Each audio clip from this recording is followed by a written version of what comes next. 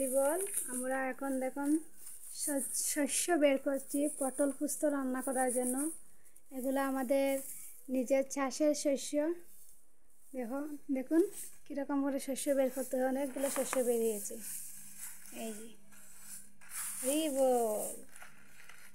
ভগবানের ভোগের জন্য আমরা ফরমালিন মুক্ত শস্য দিয়ে আজ পটল পোস্ত রান্না করব।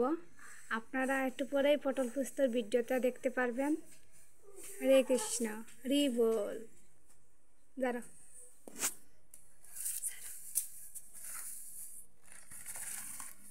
রাধারানী সরো।